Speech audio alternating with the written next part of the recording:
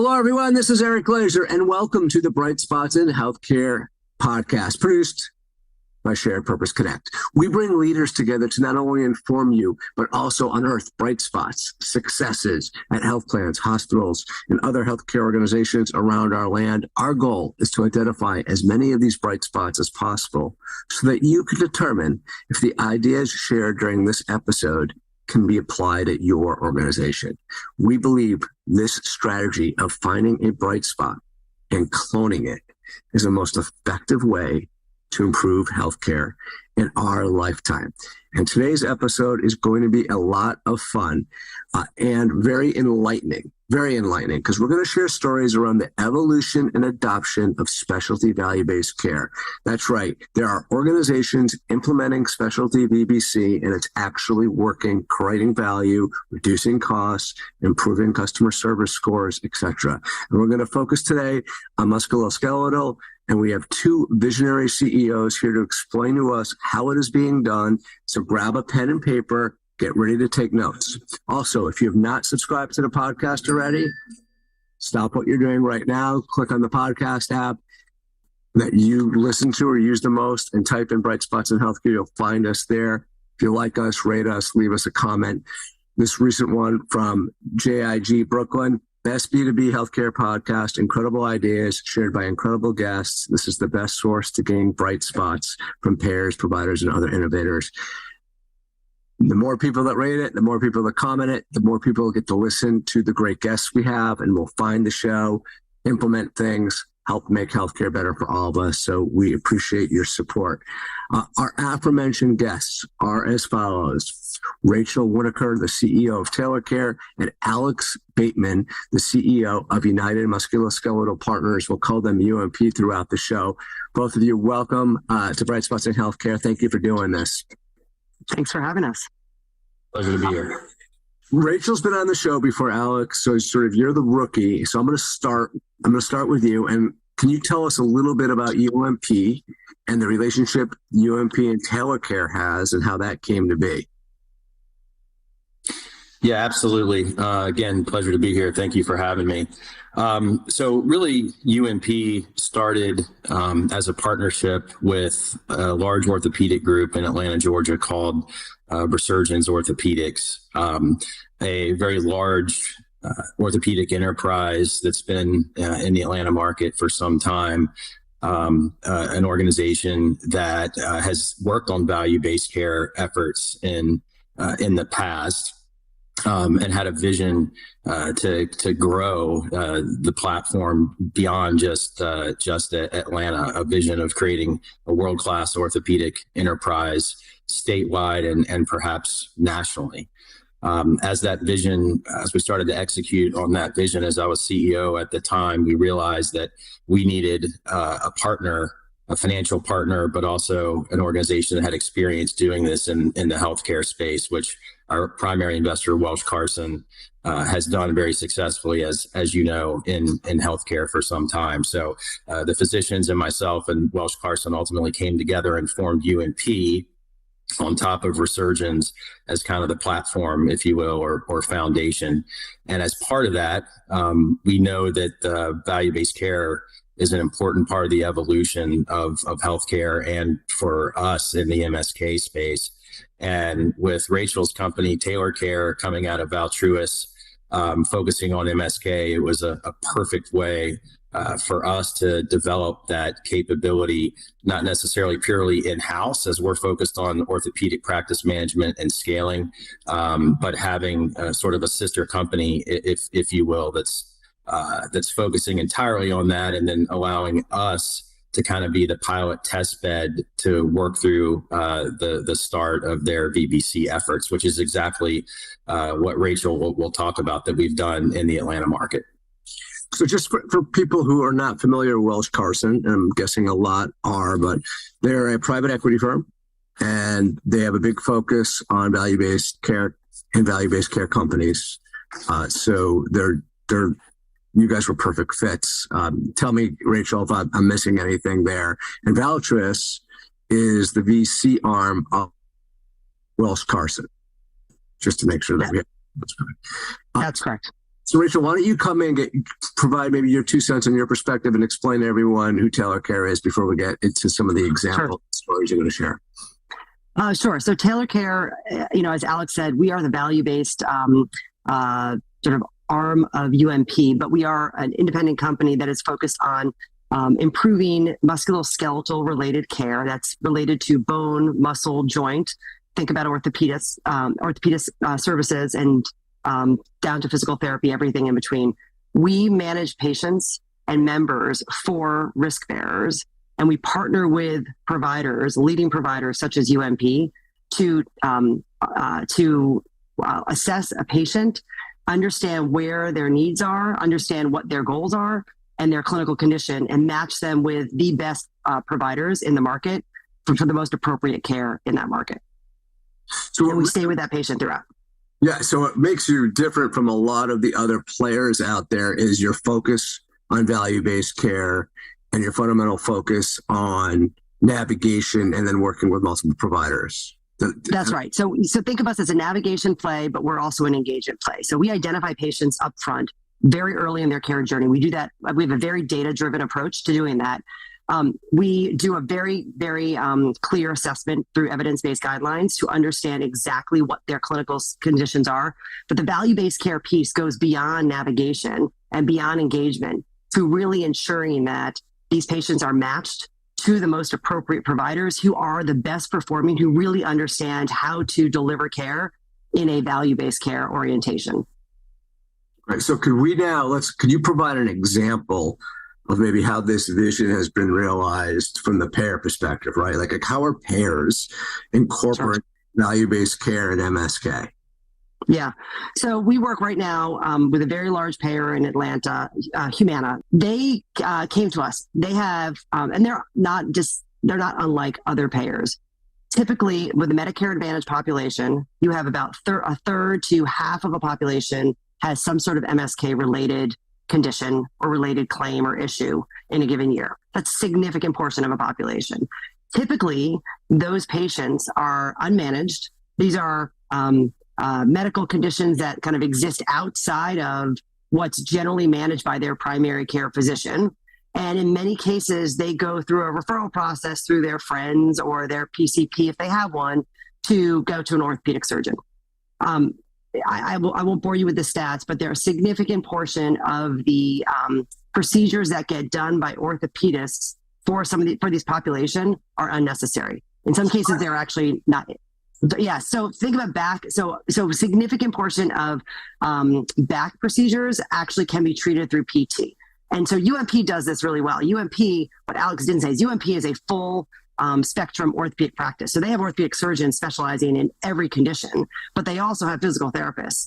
And so they can actually navigate a patient appropriately. But it does take them time and it takes resources. And truthfully, not every provider is, has the ability and has the bandwidth to be able to do that. And they came to us. They had historically invested in a UM. And in fact, they actually built a UM company to help them navigate and really to eliminate some of these unnecessary procedures, specifically focused on back and neck and spine, as well as joint replacements, which are the two biggest categories of unnecessary spend. From a UM perspective, it worked really well. UM, though, has a tendency to create a lot of abrasion, both with patients and with providers. What happens is that UM tools are seen as a no, not as a here's why not, and here's an alternative. That's where we come in. So Humana came to us and said, can you build out the patient-facing and provider-facing model that actually gets in front of UM so that our UM works, but our UM doesn't actually have to get flagged that often because you're doing a lot of the screening and you're bringing the patients and the providers along with the process. They understand the care they need. They understand what's going to be delivered to them, and they understand the outcomes in advance. And what's happening is that we've now managed, several thousands, close to 10,000 patients within the Atlanta market. We've been working with Humana since October of last year. What we have found is that their patient satisfaction is through the roof. Our NPS scores are, this last quarter were 98. I mean, you can't get better than that because their patients, their members, and we'll talk a little bit more about this later, are understanding now exactly the care that they need and are seeing Humana as enabling them to get that best care more often than not through UMP. So let me ask a few clarifying questions here. First of all, with this model, they identify the MSK cases for you, or do you identify them for Humana? It's a good question. So Humana, we identify, it's actually both. We get data from Humana. We get claims data, but we also get notifications.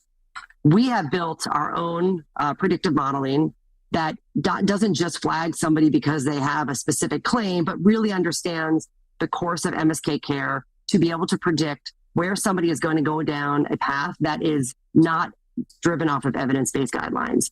We then do direct outreach to those members, and we do that in a number of ways. We do that telephonically, we do that through mail. Our engagement rates are extraordinarily high, particularly when you compare it to typical engagement, because these patients are a real need. But we also get referrals from local primary care practices. We've built an entire ecosystem and set of relationships there, so that when patients come into their primary care physician, rather than referring them directly to an ortho that more often than not doesn't even have a focus on the correct specialty, meaning you send somebody to a shoulder person, but you really need a knee person.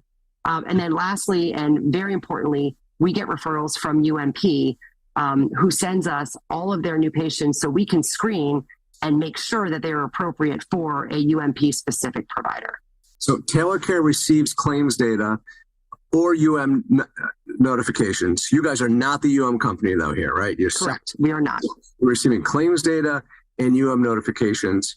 Then you're able to use that data to create, with your own algorithm, to predict the cases, the individuals that have sort of a care plan or a treatment plan that's less than optimal.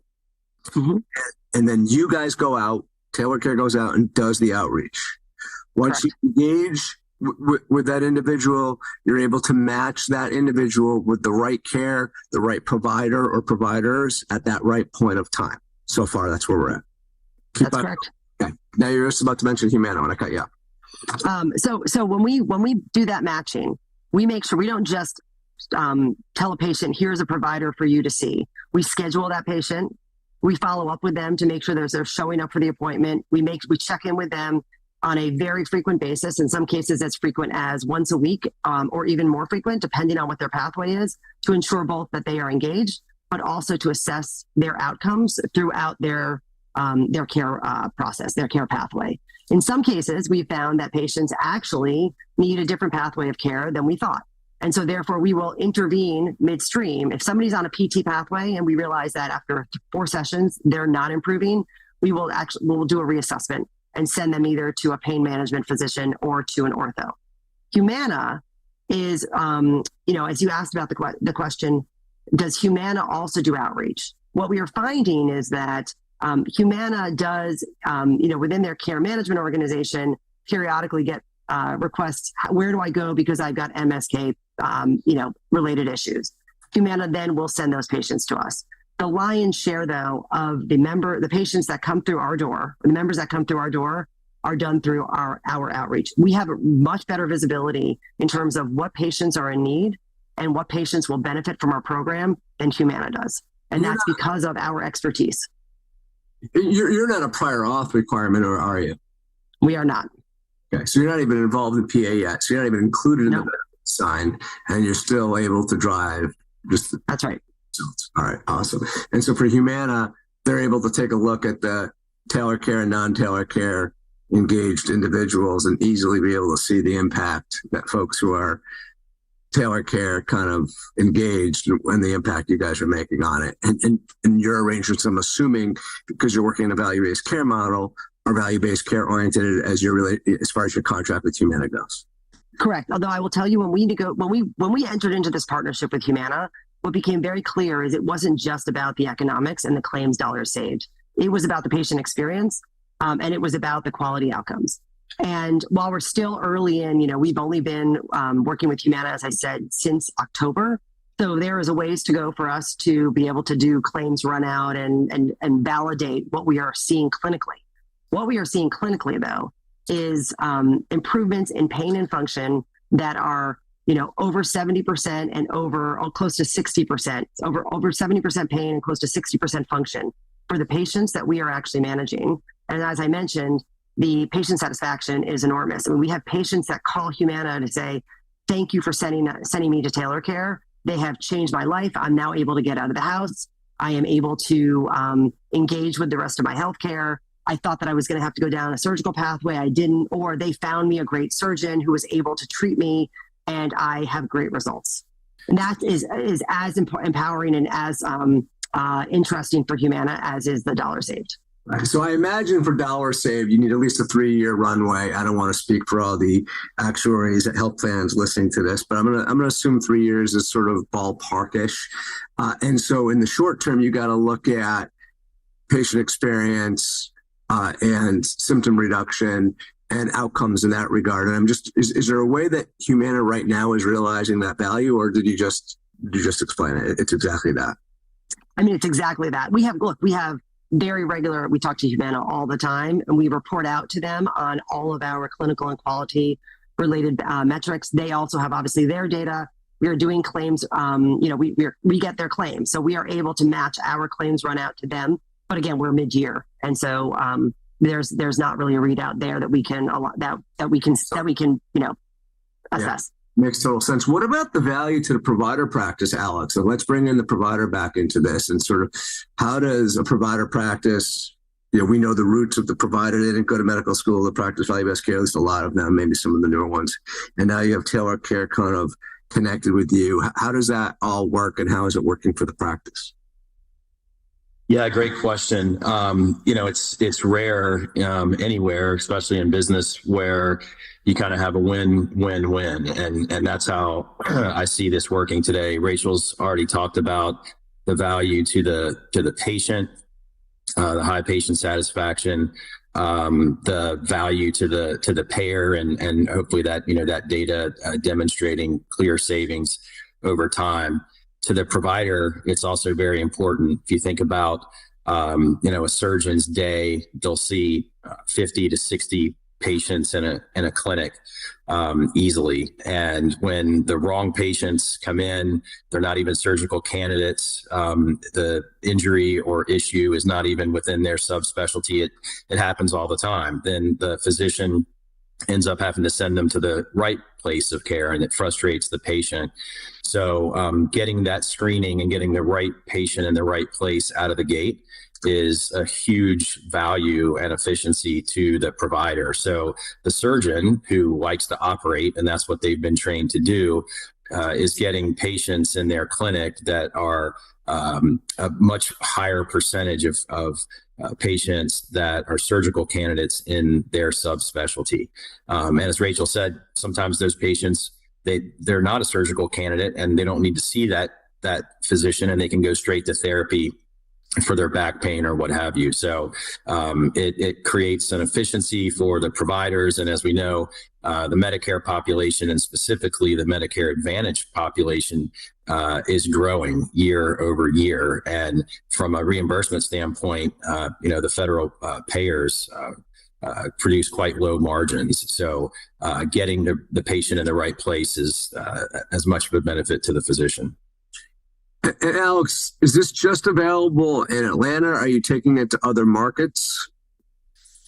Yeah, it's mainly available in Atlanta today. As Rachel said, it's quite nascent. Really officially got off the ground last October, and she can talk about the learnings and takeaways, but absolutely working to build a scalable model. UMP has a large presence in both the Dallas Metroplex and also in Denver. There's a high MA population there, and we absolutely are going to scale to those markets and beyond. Yeah, it's a question actually I should have asked at the front. So I'm assuming 70% Medicare, 30% commercial. Are you doing any CAID? Like what's the breakout for the individuals coming to this program? Oh, for TailorCare, we are right now 100% Medicare Advantage, and we actually have some small portion of Medicare fee-for-service under the REACH programs through one of our other partners. But Alex's practice, UMP though, has obviously a broader mix. Yeah, UNP's mix would be sort of the inverse of what you said, probably 70% commercial business and 30% government. Got it. Okay. Yeah. And Eric, one thing to note though is we started with MA because Humana, the Humana UMP TailorCare partnership, we're in active discussions, pretty advanced stages with some commercial players, which for us would be really attractive just from a diversification standpoint. It doesn't actually change our model that much, but most importantly, particularly in Atlanta, I think will drive a huge amount of value to UMP, given the dynamics that Alex just described around profitability of different lines of business. Yeah, totally makes sense. Let's, Rachel, if you don't mind, let's put in everyone's mind's eye what it's like for an individual person to be in this program. Let's talk a little bit about that. I like calling it the consumer experience, the patient experience. It's a big deal, right, for Humana. It certainly ties their caps and star ratings. We all know that. So can you bring the patient experience to life? Sure. Yeah. Absolutely. So as I mentioned, and think about these patients. These are Medicare Advantage members. There's a broad range of ages. So you think about a 65-year-old Medicare Advantage member and you think about a 95-year-old Medicare Advantage member. They are very different. We serve all of them. But what we've found, and so that creates a lot of diversity amongst our population. But as you think about it from an individual, they're all dealing with the same similar situations, similar issues, which is they've got pain, they've got functional issues, they have limitations in their life, and they're not happy about it. That is the reason why we have such high engagement and why we're able to move the needle on so many of these members, is because they have been, they're motivated to actually improve their quality of life for the duration of their life left. So as I mentioned, we get to members through a number of different ways. One of which is that we send mailers out based off of, as I described, the data that we have and the modeling that we do to be able to assess who will really benefit from the program and who is also likely to engage in our program. Those mailers, if you think about a typical direct marketing mailer, you get maybe a 1% return on that, maybe 1.5% if you're really successful. We have a 6% engagement level, meaning that more than 6% of people call us. Call it 6.5, 7, I think. 6% of them, though, actually engage and enroll in our program. And that is a very significant, return on our direct mail investment, but it's for all the reasons I talked about. So let me give you an example of Cheryl. You're not getting that return rate at the Glazer household. I'm telling you that, right? Think about how many mailers we all send out. And in fact, I will tell you, just when we first sent our first mailer out, it was during the fall 2023 open enrollment. We said nobody is going to pay attention to this. They're getting consumed by Humana mailers and a whole bunch of other payer mailers to enroll in their plans. We had an enormous response. We thought people would just ignore it. They did not. And it truly helped actually keep people, we believe that it helped retain people into the Humana plans. Let me talk about Cheryl. Cheryl is a great example, and there are thousands of Cheryls out there. We have worked with,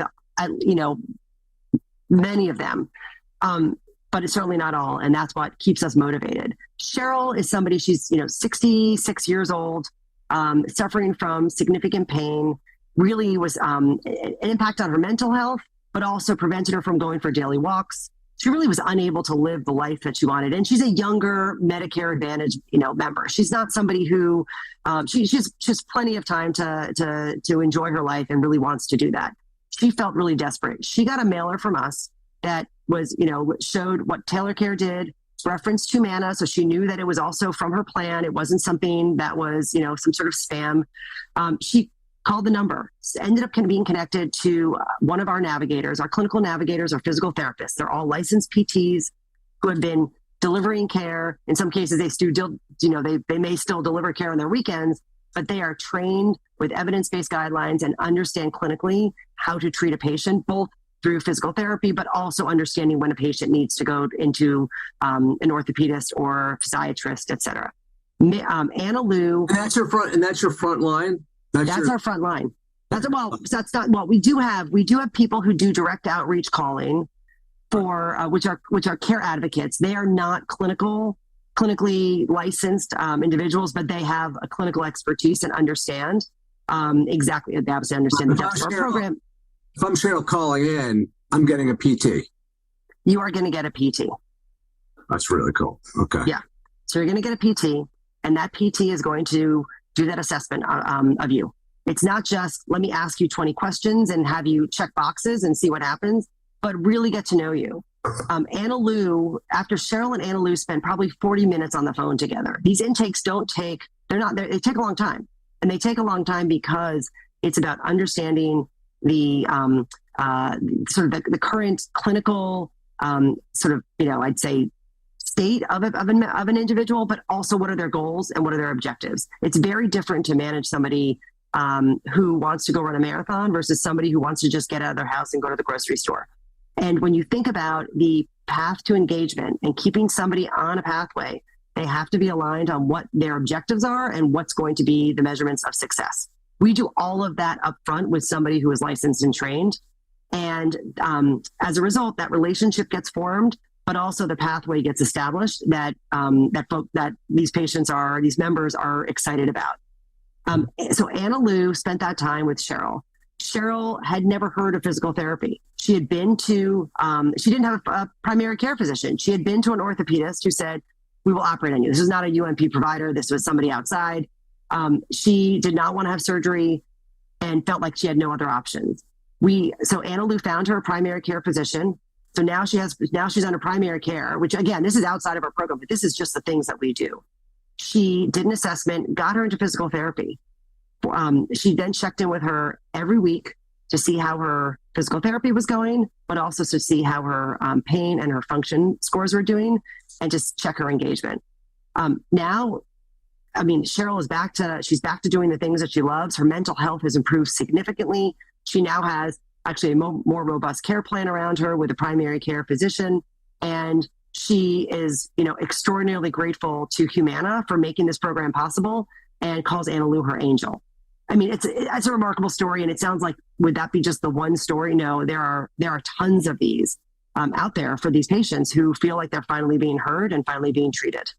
And there must be a surgical avoidance number that Humana looks at there. It's good. No. So I don't love using the word surgical avoidance because I believe it's actually surgical appropriateness. There are people who should get surgery who are going through the cycles of conservative care, expensive conservative care, injections, MRIs, unnecessary procedures that truthfully should get surgery. Those are the people that we actually send to surgery quickly. But yes, there are also surgeries that are inappropriate, and they may be inappropriate because they're clinically inappropriate because of the specific condition they have. It could be that individual has underlying health conditions that also make them inappropriate. And UMP is not like this, but there are providers there are providers everywhere who will operate, even if not designed by evidence-based guidelines. But like in this specific case for Cheryl, she was saying down a pathway that would have been expensive and probably not, generate the results we're looking for. And Anna Lou, I just want to talk about Anna Lou, your PT that took in Cheryl's call initially. So as she gets to know Cheryl's situation, not just her clinical situation, but what her life desires are and what her situation is in life, which includes everything to personal objectives, social drivers, etc. You mentioned that she actually finds Cheryl a PCP who she didn't have previously. How does Cheryl do that? Do you guys ingest data from Humana? How do we find an in-network PCP? How does that all work? We partner with Humana on that. So we obviously find her a PCP in the Humana network. We do our own work. We can certainly do our own work and lookup, but we also, work with Humana closely to make sure that we're aligned on the practices. Remember, we know the primary care practices in Atlanta because we have relationships with all of them because they are giving us referrals. So we do have a perspective on them as well. The other thing I want to add is, as I mentioned, Cheryl was feeling like she was really suffering mentally and physically. We have the ability to understand a lot about this patient when we're assessing their MSK related issues. We relay that information back to Humana. So when we find there is a behavioral health issue, we do screenings for that. That's actually also important for understanding treatment options for MSK. We relay that information back to Humana. The example of primary care is another one, but we see this across the board. Humana sees a lot of value in that because we're getting information from members that they wouldn't otherwise see, particularly for members who are not in a primary care relationship. Right. I love it. I mean, it seems so, I'm sure it's harder to execute, but like it's just such common sense healthcare in this case. What do our listeners need to know about potential pitfalls? When you're executing a value-based care strategy like this, it's got to be, especially in specialty care, it has to be a lot harder than it sounds. And so what do people have to kind of be on the lookout? Like, what can you tell them about potential setbacks or failures that they may encounter if they just try doing this a little bit naively? So I'll start and then I'll turn it to Alex. I think there's a few things, one of which is you really need to have a good sense of the data and be able to understand what your performance looks like as a benchmark to understand where you are actually driving improvements in those performance. So identifying the problem is important, but then being able to track how you're performing against that problem. Relationships, as we talked about, are really important.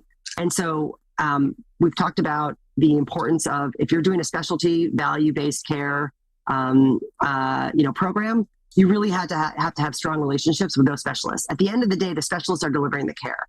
We at TailorCare are not delivering care.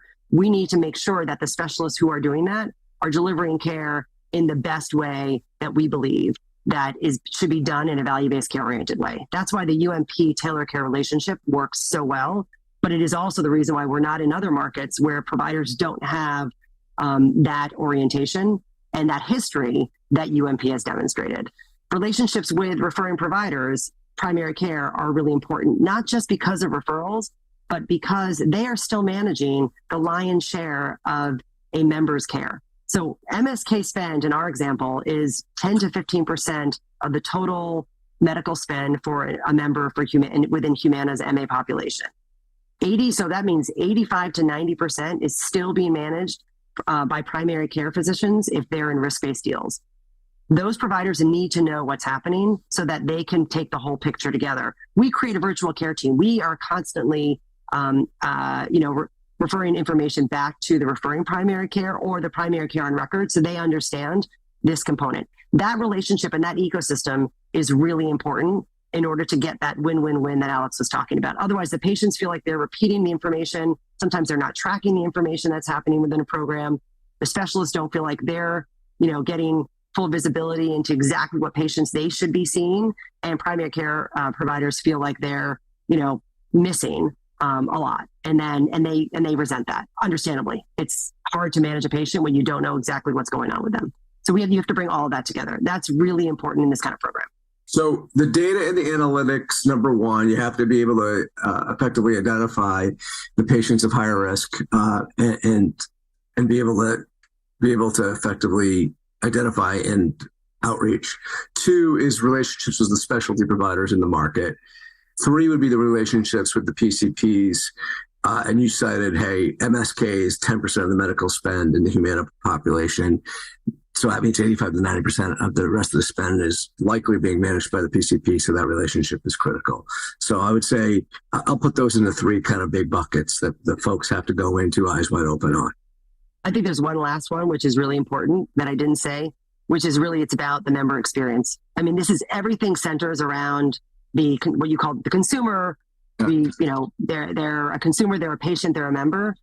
That is critical. It all has to come together around that person. If that person does not have a good experience, does not get the care they need, and does not feel satisfied, the outcomes are awful for everybody.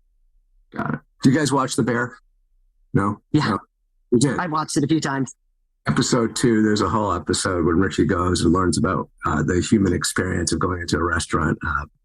There's a quick little sidebar recommendation for everyone. All right, I want to get Alex, your perspective on this. What are so you're representing sort of the specialty providers. What are some of the pitfalls that the health plan folks, or if there's providers listening, need to be on the lookout for if they want to get into sort of a program or arrangement like this, that they have to be on the lookout for to avoid? Yeah, I've worked with dozens of orthopedic groups across the country for many years, and most of whom have been interested and even proactive in wanting to, get into value-based care of some sort or taking risk, et cetera. Unfortunately, many of the kind of prescribed programs, whether it was BPCI or some of the pilots done with the payers early on around bundling, just are not and were not sustainable. It was kind of a race to the bottom. Also with a dearth of data. The physicians would, really see very little coming back from those programs. And when they did, they were, months or years in arrears. So, those programs really were challenging and also, put risk on orthopedic surgeons for post-op issues, related to a car accident or something. So it just wasn't managed well and ultimately, wasn't sustainable. You said it a moment ago, what TailorCare and Rachel are doing is very challenging and very complex, and it's going to take time for it to play out and ultimately, yield the value that we're confident that it will. But that's what has to happen. That's the construct that we believe will ultimately be successful. Some of these other programs were quite, myopic. But I think that, from a provider standpoint, there's a lot of willingness to go into alternative, payment models and value-based care arrangements. But you got to have the data and you really have to be part of the solution and ultimately a long-term, benefit long-term from it. So, Alex, it strikes me that, I would almost call it the culture of the clinical community in a particular market is so important to making this work, right? And, are you going to find specialists that buy into alternative payment models and particularly value-based care? And, separately just from MSK, if you could take off your MSK hat and just look at it as, a successful business leader of clinical practices, what's the business case if there's other CMOs listening or CEOs of medical practices listening or just leaders of provider networks? What's the business case for why value-based care could work for them so that all these, let's call high salaried, highly compensated specialists who are used to a certain, we'll call it lifestyle, could maintain that lifestyle or maybe even get even some extra cash? Like, what's the incentive? Like, what's the business case very quickly for everyone? Yeah, well, perhaps if you kind of stick your head in the sand and you're unwilling to diversify, your business and your offerings, so to speak, you might not long-term be able to sustain, that level of productivity, that level of income. So, I would say at a minimum, keep one foot on the dock, but have one in the boat, and explore, conversations and opportunities in the marketplace. When you go to, as a provider, when you go to talk to the payer, outside of just the scrapping over, are you going to give me this % increase this year? I need to cover inflation, and they want to save money in dollars for themselves and for their members.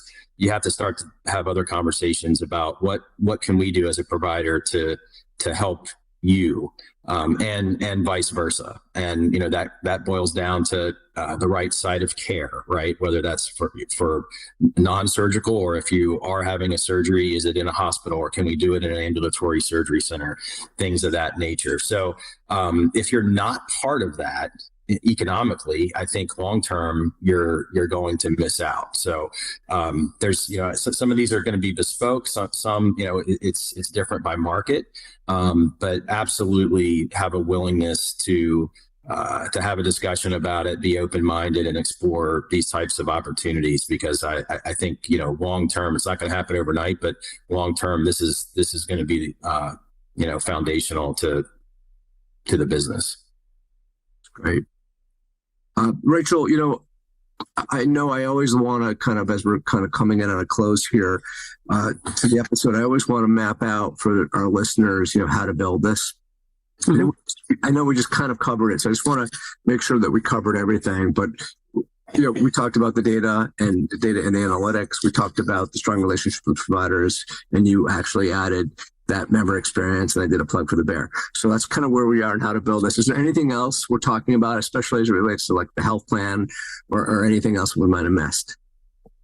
I think we covered it. I think those are key, and those are hard things to do. You make it sound, listing 4 bullets sounds really easy. But let's be clear. A health plan can identify their priorities. Health plans are very good at that.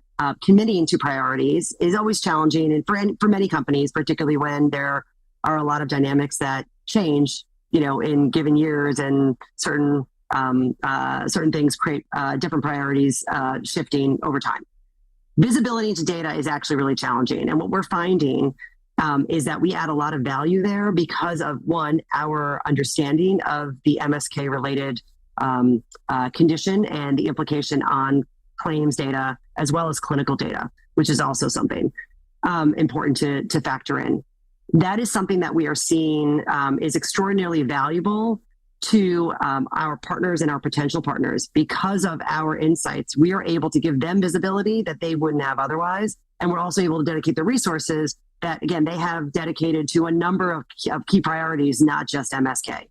The relationships are important. One of the things we didn't talk about is, and I mentioned this, as obviously we think of UMP as our key partner in Atlanta. It's easier for us as a third-party organization to develop very close relationships with providers because we are not a plan who has to maintain a broad network to support all of their members.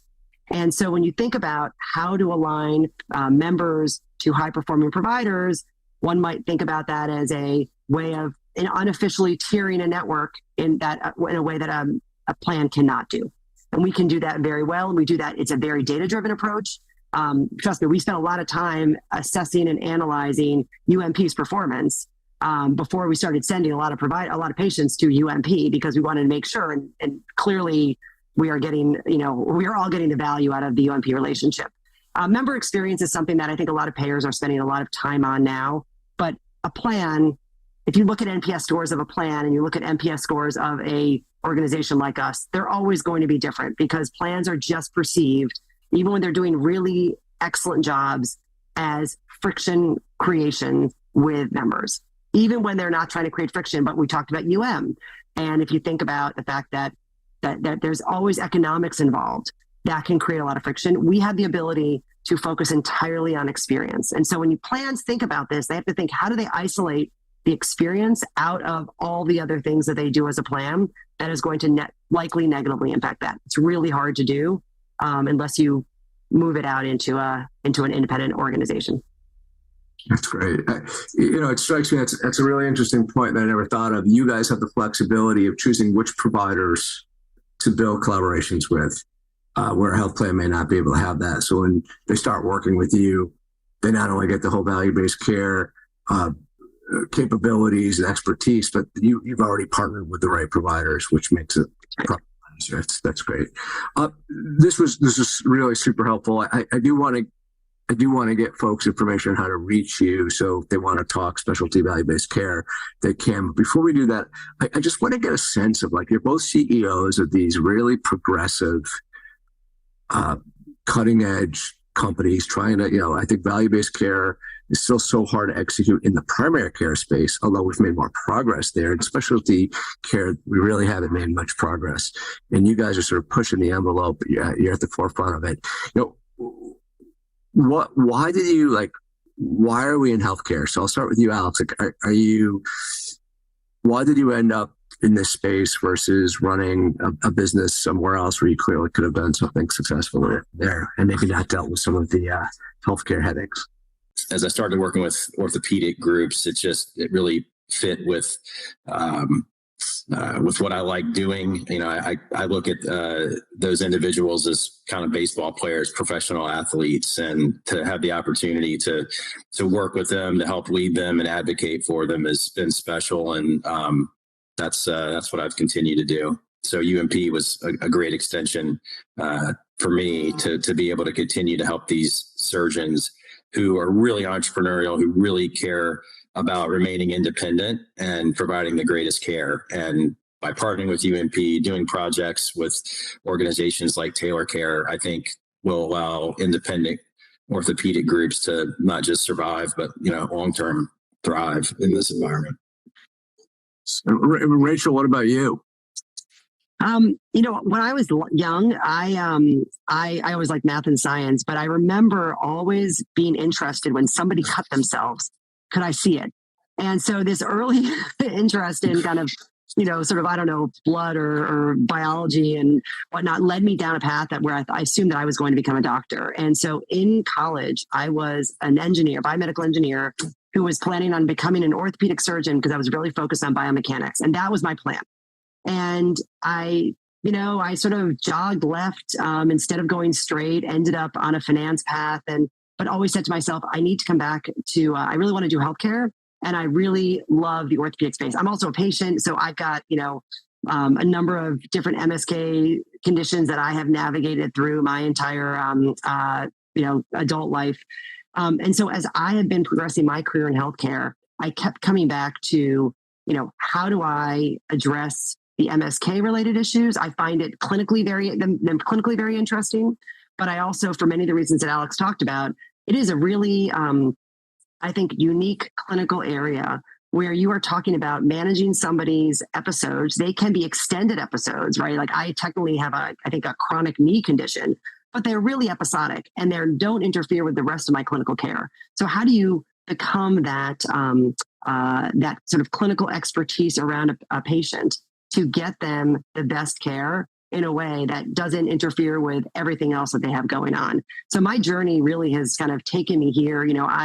I will say that understanding payers and understanding providers and bringing them together is something that I was very fortunate to be able to do through my work at, Aetna. And then ultimately when I started a health insurance company after that called Bright Health, and then ultimately led their risk-based primary care business. That intersection of how do you bring the two parties together is really the way to drive improvement in care. And so being able to bring these three elements into this business was just, to me, just an opportunity I couldn't turn down. That's great. Let's close things out. I'm interested. So we've talked a lot about the experience of the consumer, and so like as far as book recommendations go, and like books maybe that you gift the most.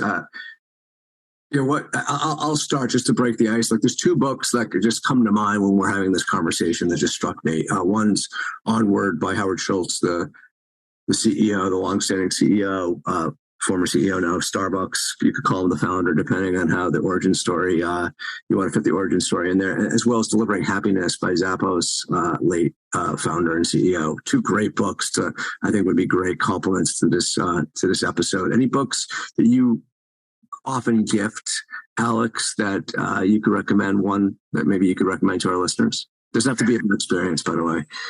Yeah.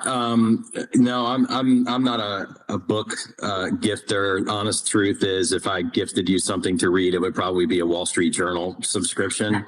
But I will say, what I've been reading recently, The Elegant Universe by Brian Greene. It's a pretty meaty book about string theory, although you can kind of understand it. But anything related to understanding our universe better is what I would recommend, because it's crazy to think, how small we are in the grand scheme of things. But conversely, how special it is that somehow we've landed on this rock, and everything lined up just perfectly for us to do so. So just remind yourself of that every day. And I think some of the problems that we encounter, whether it's personal or professional, will sort of shrink in the grand scheme of things. So I've been spending a lot of time thinking about black holes and stuff like that. The Elegant Universe by Brian Greene, you said, right? Yes. What about you, Rachel? Close things out. First of all, I think I need to hit up Alex for some of those book recs. I do read a lot. I tend to read a lot of fiction just as a distraction.